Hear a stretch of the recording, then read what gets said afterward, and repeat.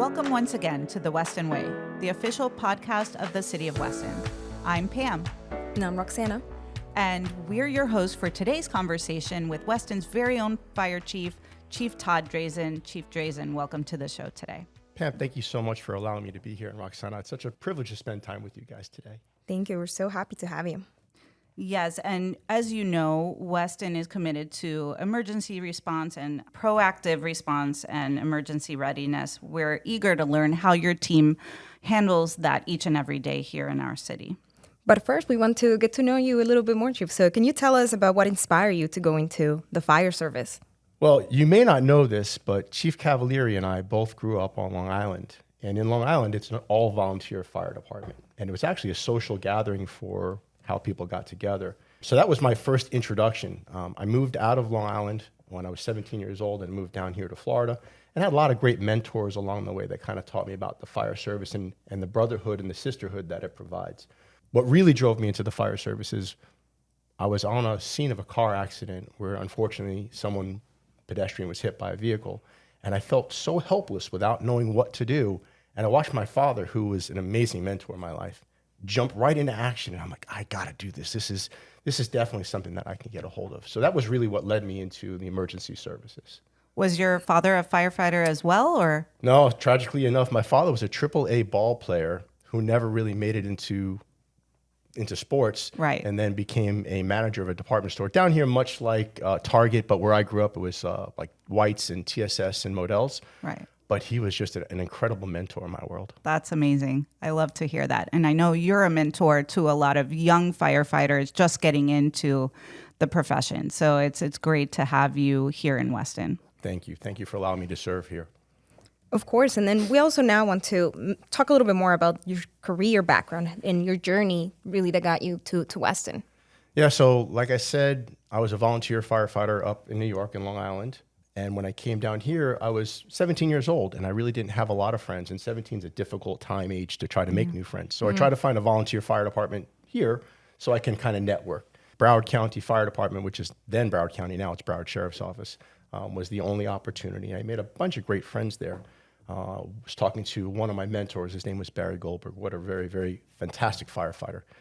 And one day we were just talking. He says, if you really like being in the fire service, why don't you become a professional firefighter? And I guess I didn't even think about this was something I could do as a professional service. Right. I just thought about this as something that would be meeting people. Right. It was the light bulb went off. It was the epiphany of the epiphanies. This was amazing. So I went to my very best friend. His name was Dave Schaefer. And I said, Dave, we have to go to the fire academy together. And so we did. I was working at Sears at the time when I was going through the fire academy, and I was at the patio. And how old were you at this time? I say 18 years old, Okay. maybe 18 and a half. Very young. Yeah. And while I was sitting at the patio, which is the restaurant area at the Broward Mall, I met this one gentleman, and he sat down at my table, asked me what I wanted to do. I said, I want to be a firefighter. He said, where? I said, for the city of Sunrise, of course. Don't ask me why I said Sunrise. I have no idea to this day. I lived in Plantation. All my instructors were from Pembroke Pines. I can't even tell you why I said Sunrise. So he told me his name. It didn't really mean a whole lot to me because you're really, really nice. And I know we're opening up our applications and you should apply for Sunrise. And so I did. Wow. And the next thing I know is I get hired by the city of Sunrise as a boot firefighter. We call him a slick sleeve because I didn't have any certifications. I was just barely a firefighter. I wasn't even an EMT or a paramedic or anything of the sort. Went through EMT school, which is a basic emergency medical technician where you learn how to do bandages and splinting and stuff of that sort. And then I went to paramedic school where you learn more advanced trade schools and skills. And I went through EMT, paramedic, lead instructor, supervisor, driver, lieutenant, captain. Never got promoted to the rank of battalion chief, although I was a battalion chief by training and by testing. So they call that an alternate. So if someone took the day off, they threw you in that rank. They gave you a couple extra dollars because of the extra work that you're doing. Mm-hmm. And then as I moved up to the ranks of division chief, deputy fire chief, and I retired after 32 and a half years with Sunrise as their deputy fire chief.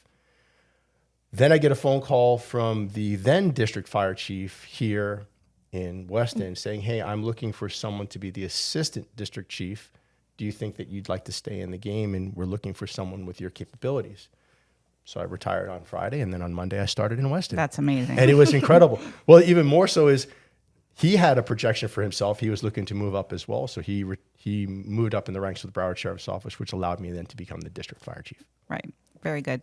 Right place, right time. and just an amazing growth that you experienced throughout your career. You know, it's true, the statement they say, if you find a career that you love, you never work a day in your life. And I can tell you that the passion I have for fire service and helping people in their darkest days drives me to want to know more and to help more.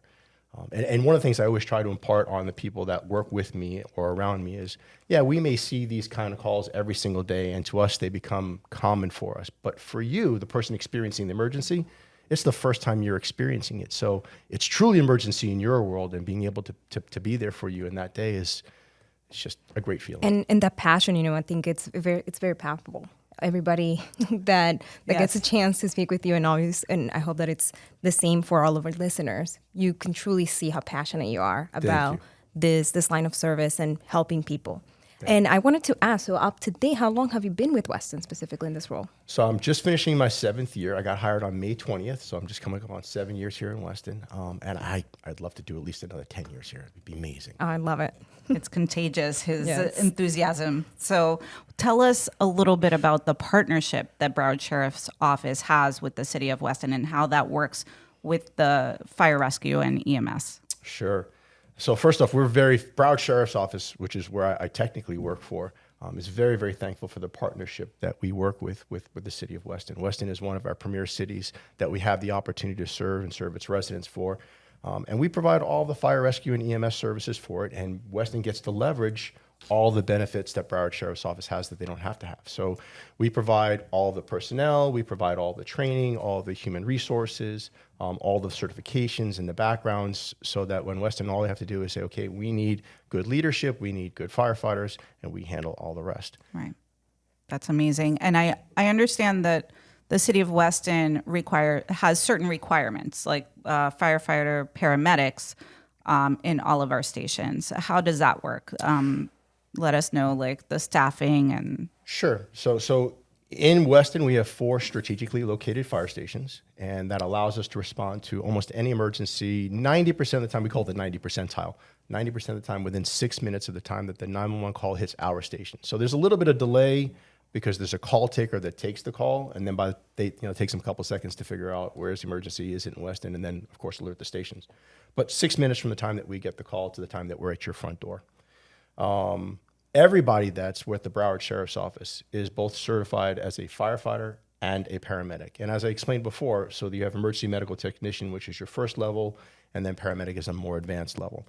So everybody that comes out here, in fact, as I said, everybody that works for Broward Sheriff's Office is both cross-certified. Which is not the case, I'm assuming, for every fire department. No, in other it's not. And a lot of cities do have that same model, and some cities have a lead medic with an emergency medical technician as a secondary supplier of service. But we're very fortunate, like I said, in Broward Sheriff's Office, that we have all these capable people with years of experience. One of the great benefits that Weston gets to enjoy is, because it's such a desired community to work in, that we get a lot of the more senior medics and seasoned people to come out here. So they bring a lot of their expertise and experience to the community, which is amazing.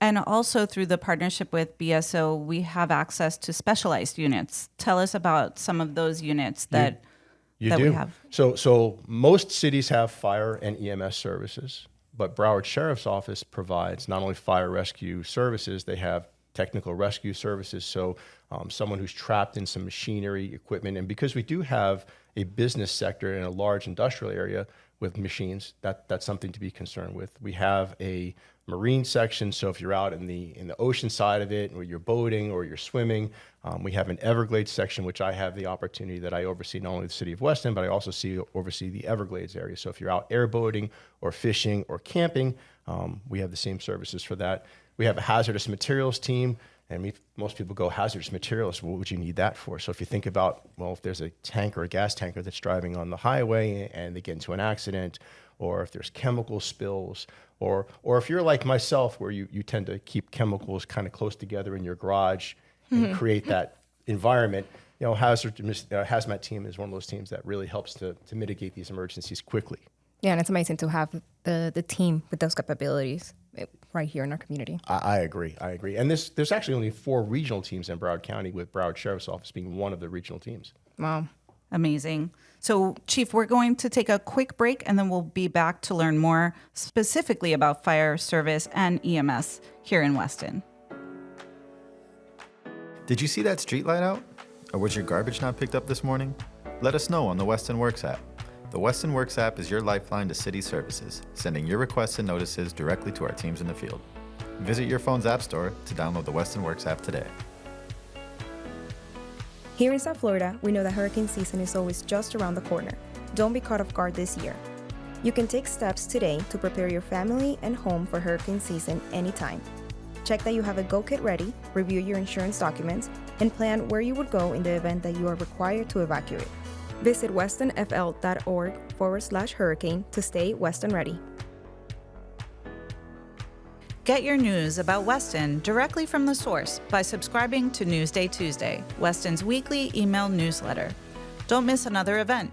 Stay connected to the city's programs and learn about important news and information of interest, whether you live, work, or play in our beautiful city.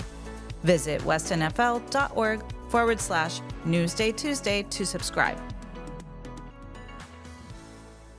And we're back with our conversation today with Weston's Fire Chief Todd Draizin. Wanted to, before we took the break, we were talking about the operational overview of Weston's fire rescue services here in the city, but let's take a deeper dive into the fire service. What are the most common fire-related incidents that you see here in Weston? So on the fire side of what we see, obviously, would be house fires. And most common are going to be kitchen, bedroom, or garage type fires. Car accidents are very, very common for the fire service as well. Fire alarms, stuff of that sort. These are the typical bread and butter things that we run to.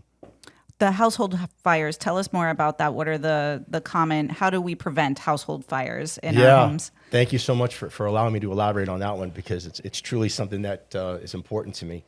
So as I was saying, the most important, not the most important, but the largest ones that we get called to are going to be your kitchen fire. So I have a pretty simple thing that we say is if you're cooking in the kitchen, if you're cooking on the stovetop, stay in the kitchen. Yeah. If you're cooking in the oven, stay inside the house. And your oven's not meant for storage. So a lot of people, what they do is they store things inside their oven. They forget, then they turn the oven on to preheat, and that causes a fire. But most of these ovens, they're self-cleaners. So when they're self-cleaning and they get a fire, it automatically locks so they can't open the door, and then they get a fire happens, and then they get really nervous and they don't know what to do, and they try to open the door, which is really the worst thing you can do. You know, fire gets put out by one of three ways. Either you cool the fire, you take the oxygen away from the fire, or you take the fuel away. But when you open up that door, you're adding more oxygen, which makes the fire. You're feeding it. Yeah, you're feeding fire. Exactly right. So those are your typical cooking type tips. On top, if you're cooking on the surface of the stove, be prepared. You know, think about ahead. If I'm cooking, what might I need? I mean, I know when you go shopping of what I'm going to cook for a meal, you get prepared. Okay, I need these spices. I need these items. But think about, okay, if a fire does happen, what can I do to help prevent it? And the easiest things that you can do, obviously the most common sense would be a fire extinguisher, right? But most people, when they get fire extinguishers, they put them underneath the sink and they put them way behind where you can't really reach them.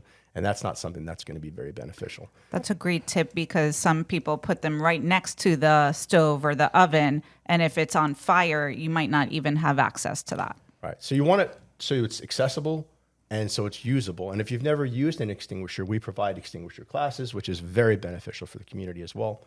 Pot covers. So if you get like a grease fire or a stovetop fire, just put the cover on top of the pot. And like I said, if you take the air away, the fire will go out. The worst thing you can do is grab that pot and try to run it to the sink, because now you're bringing fire throughout the house.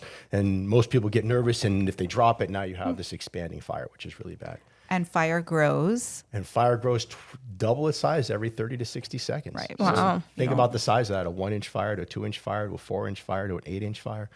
So it really compounds it. It can And then if quickly you were- get out of control. Yeah. And if you were to ask my grandmother, she would say, have flour. If you put a pot of flour by the stove top and you get a fire on top, she would sprinkle flour on top of it. And what I've you're- never heard that one before. Yeah. So basically what you're doing is you're smothering the fire. You're Right. you're taking the oxygen away. So any one of those three things are quick tips that you can do that would help avoid kitchen fires. And the bedroom fires, the most common cause of that is going to be candles. So a lot of people, they like to put candles in their bedroom because they like the ambiance, they like the fragrance of it. And I'm a full support of the fragrance of it, but I tend to use the oil wick ones, a little bit safer. So I don't know if you've heard of the lamps now that they have, Yeah. which some people still have to be obviously very cautious because it's still warm and still hot if you have kids or pets, but at least it eliminates the open flame component of it, and you can still get all the benefits from the smell of it. I would make the suggestion as the fire chief here to use things that don't create heat or don't create flames. The oil wick ones there that don't have to be warmed, that give you that same smell that you're looking for to make your bedroom smell To be pretty. on the safer side. I'm a safety guy. That's just the way it is. There. Right. And there's also seasonal candles that are used, for holidays and things of that nature. So you want to make sure that you're keeping safety in mind when you set up those candles for whether it's a Hanukkah menorah or a Diwali festival. Just always keep safety in mind. So Absolutely. what about garage? Yeah, the garages. Garages are a typical place for fires for two reasons, and actually now more commonly three reasons. The first is people tend to store things in the garage for like the lifetime. If you were like my father, like I said, he's my mentor and all good stuff. But man, my dad was a pack rat. He could store things forever. So if you use something and you're not going to use it anymore, then you don't need it anymore. And there's an acronym that we use in the fire service. It's called LIES, LIES, which is limit, isolate, eliminate, or separate, right? So if you can limit the amount of things that can cause fires in your garage, or if you can isolate things so that they're not next to each other.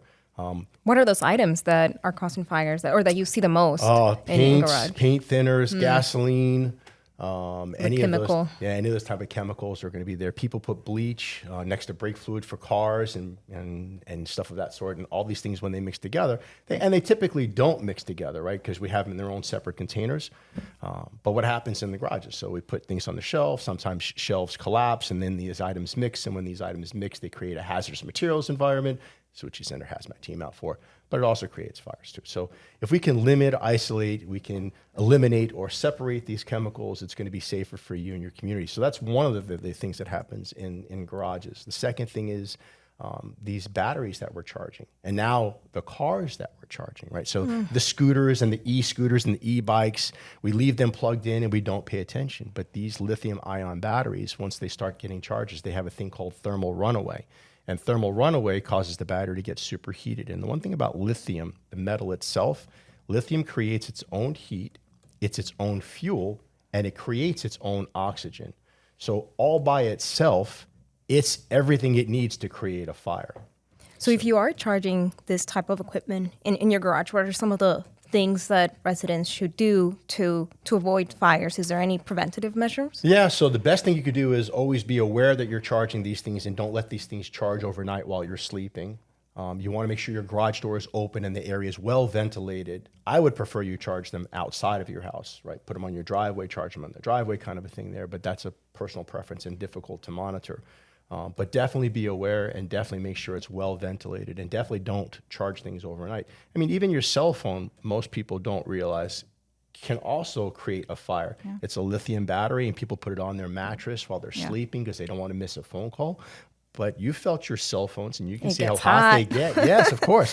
Yes. So these things are dangerous, and so we don't want to do that. We want to be safe and proactive to it.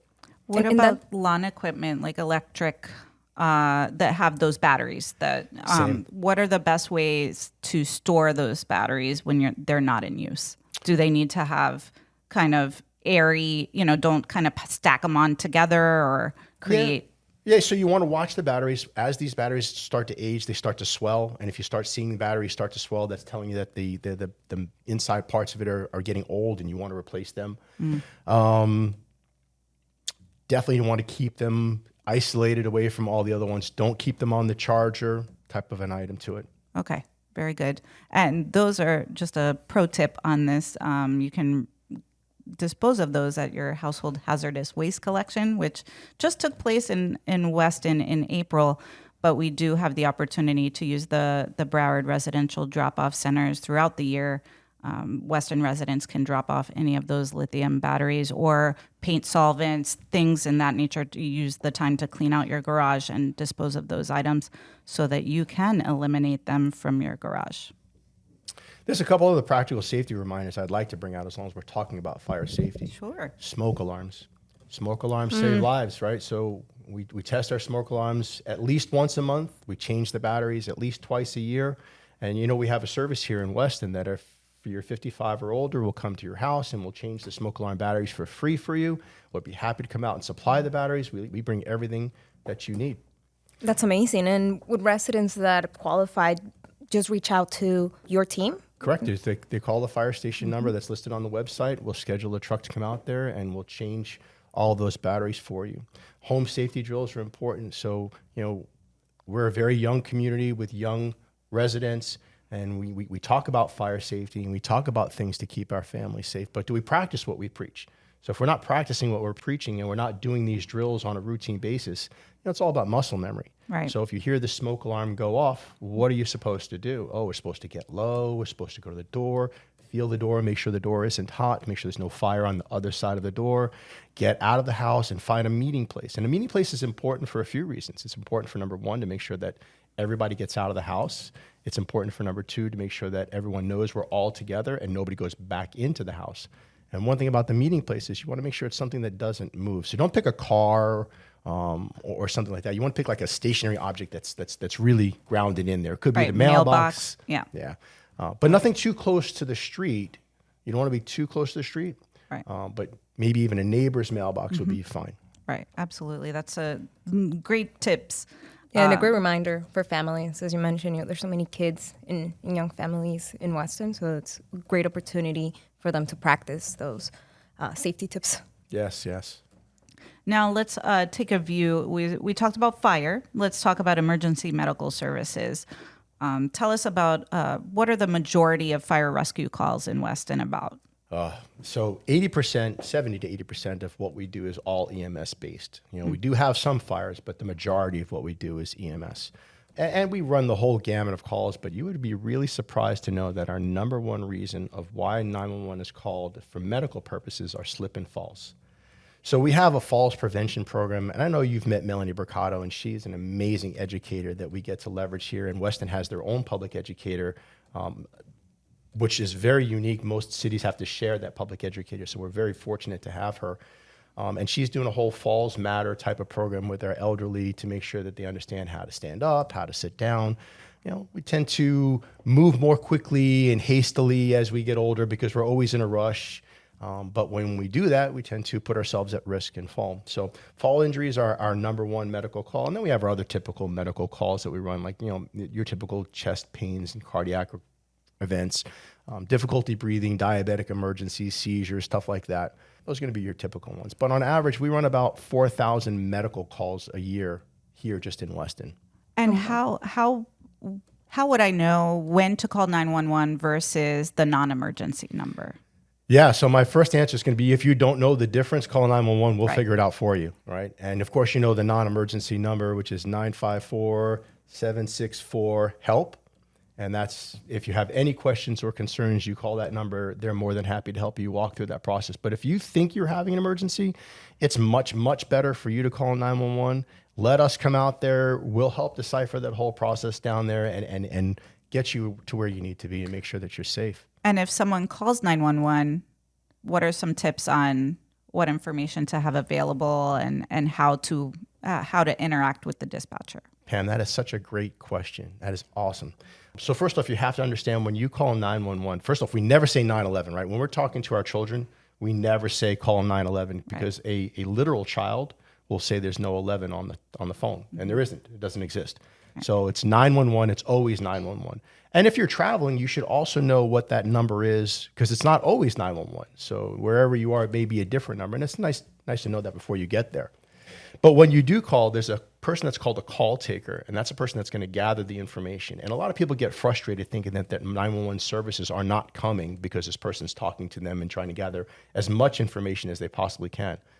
The call taker's job is purely to, what's the emergency? Where's the emergency? What type of emergency services do you need? Once they have those three things, they send the call to the call dispatcher, and they're kind of like what we're doing today. They're sitting in a room with earphones on and a microphone and a computer desk in front of them, and they're focusing purely on the trucks that they're supposed to be responsible for.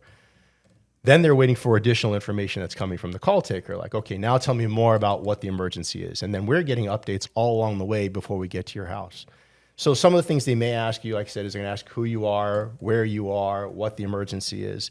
Some of the other questions they may ask you is, if there's an emergency that you can help with and you feel comfortable, and I talked you through the process, like doing CPR or the Heimlich maneuver for someone who's choking, would you be able to help, which is really, really important. Probably the most important thing that you need to know when you call 911 is the person the caller, is the last person who hangs up. That Right. way you know that the dispatcher has all the information that they need before they can hang up on you. That's so important to stay on the line, because a lot of people will want to either rush back to where the emergency is happening, or will hang up because the emergency has resolved and the dispatcher doesn't know the emergency is resolved. So never hang up on 911. Even if you call and they haven't answered yet, just stay on the line and let them know, oh, I had an emergency, but everything's good now, just to make sure. Pam, I could tell you that when you call 911, even if you do hang up, they're going to call back, even if they didn't pick up. So Right. one of the great advantages to the 911 systems we have here, at least in Broward County, and I'm pretty sure throughout the United States, it's called an enhanced 911 system. And we can geolocate you by the phone that you use, the location of your phone. We know exactly where you are. We may not know exactly who you are, but we'll know who the phone is registered to. And we're going to call you right back. And if you don't answer because you think you made a mistake, then we're going to send either a police officer or firefighter to the door. So if you did call 911 and you didn't mean to, then just say, I'm sorry, I made a mistake. My name is, and I'm not having an emergency. And it stops us from sending resources that could be better used elsewhere. Right.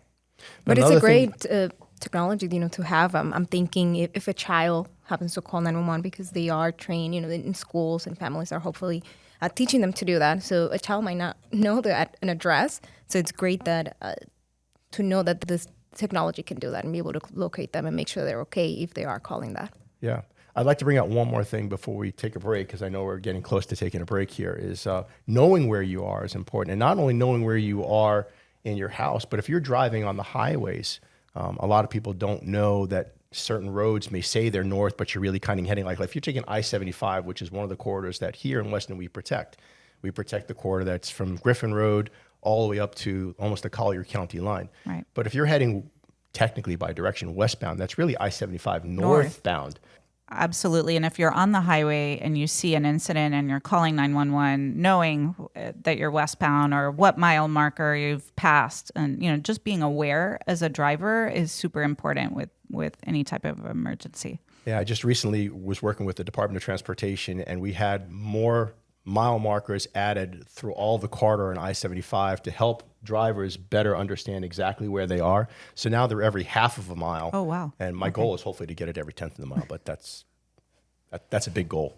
Very good, Chief. Thank you for sharing all of those details, and we will take another short break and we'll be back to learn more. Here at the City of Weston, we're proud to offer over 50 miles of bike lanes for our local cyclists. Cycling is a heart-healthy activity that has proven health and wellness benefits for riders of all ages. We want to remind everyone, drivers, cyclists, and pedestrians alike, to share the road. We remind cyclists to follow all road rules when in public roadways, use bike lanes when available, and ride two abreast at maximum. Visit westonfl.org/bike safety to learn more. Let's connect, Weston. Your city communications team is active on Facebook, X, Instagram, Nextdoor, and more. Never miss a city event and get the latest city news from a source you can trust. Find us on your preferred social media platform and follow or like to join our community.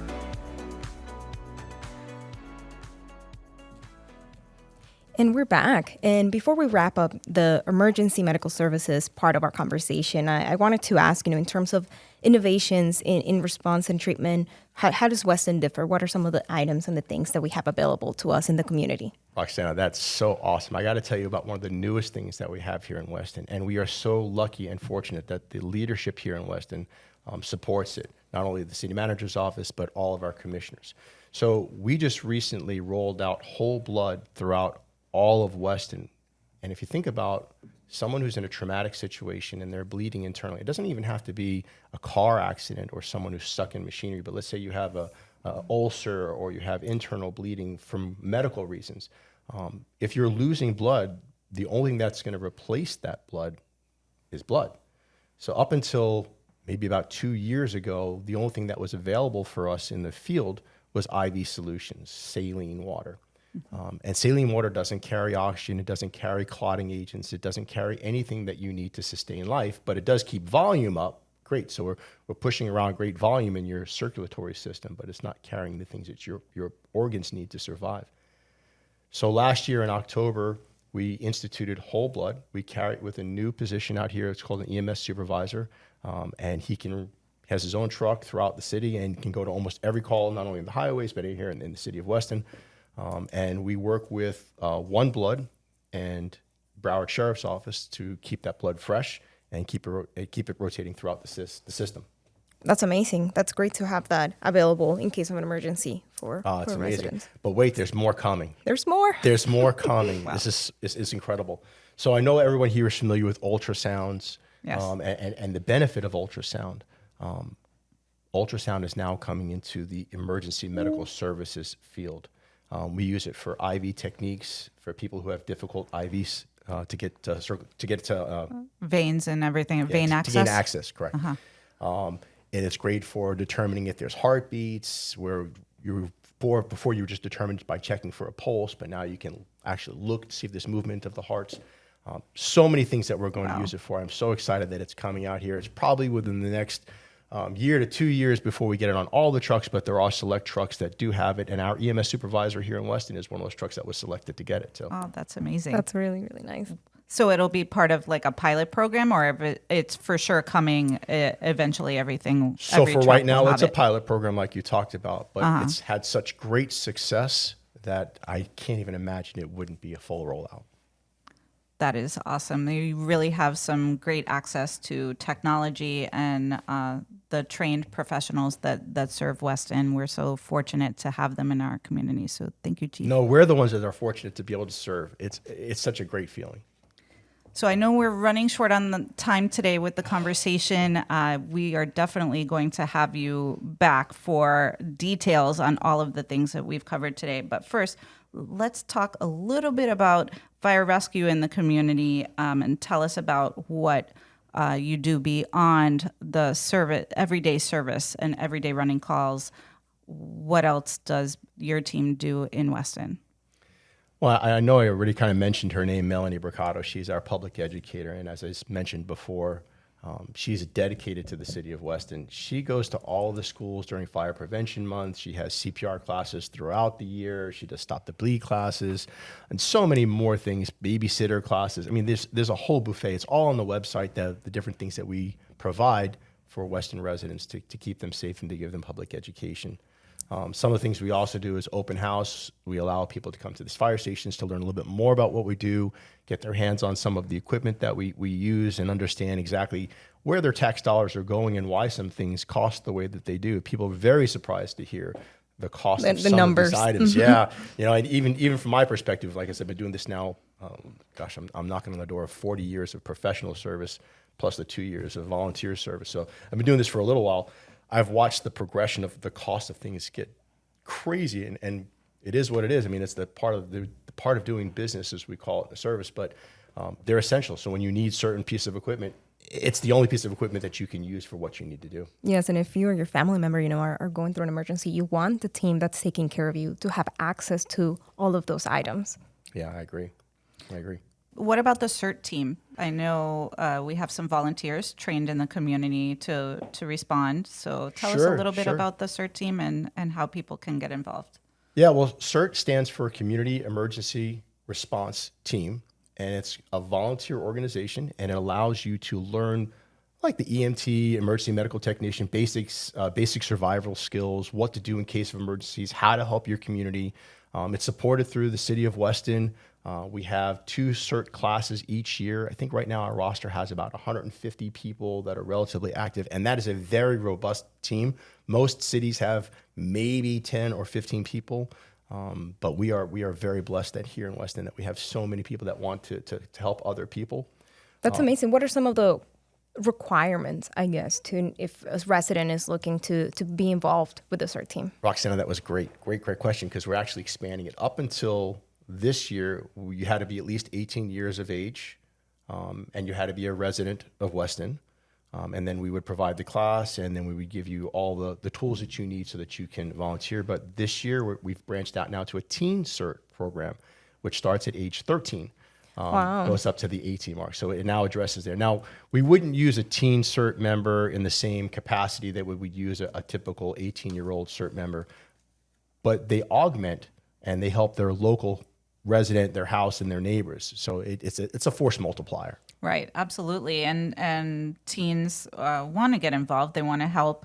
Many of them, take certain classes as well if they're interested in future fire service or future nursing, doctors, aspiring medical professionals. So it's great to have that opportunity to serve, starting at age 13, just to be a part of that. I know. And more so now than ever before. I've never seen more teens, more younger adults wanting to get involved and be part of the community as in any which way they can get involved to it. And this is just another great opportunity to help them out. Yeah, it's great to have leaders, young leaders in that capacity. I agree. So, Chief, we've talked today about prevention, preparation, and response. What is your final message for the Weston community? Safety. That's a great question and a great way of saying it. First off, I want to say thank you so much. Thank you for allowing me to be part of this podcast and to help spread some of the word of safety to the community.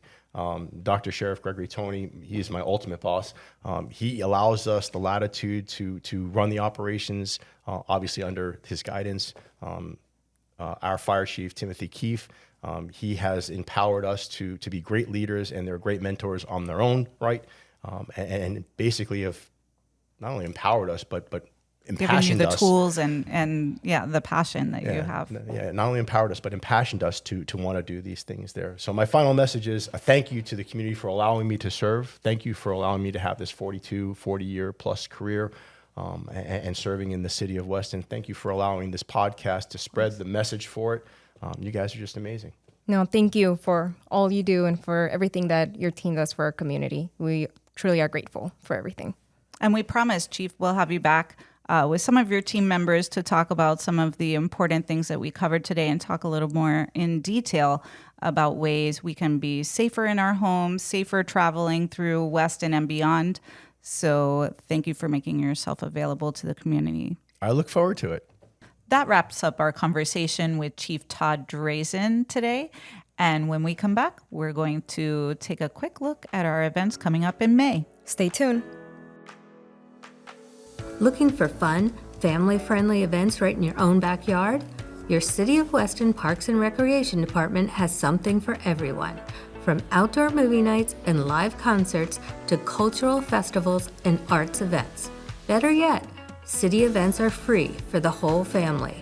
Visit westonfl.org/events for the latest calendar updates. Come out, get active, and make memories with us.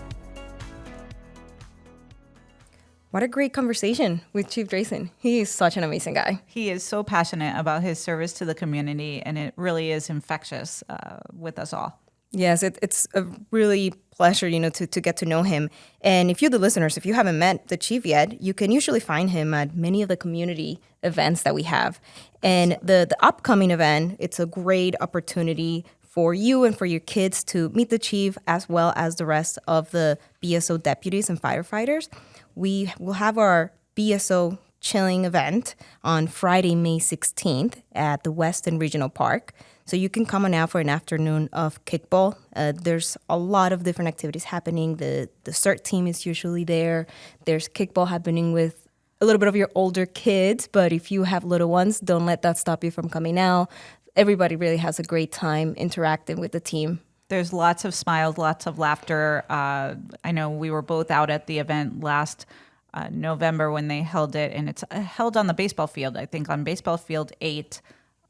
You'll find them, but the kids love playing kickball with both chiefs are out there too, and all of their deputies and firefighters. It's really a great evening. And they usually have snow cones too. Yes, that's always popular. So Alrighty, and then the following week, we have on Tuesday, May 20th, we have the National Stop the Bleed Day. It's a bleeding control training at Weston Community Center. That begins at 7:30. We do recommend that you register for that event, for that training, because seats are limited.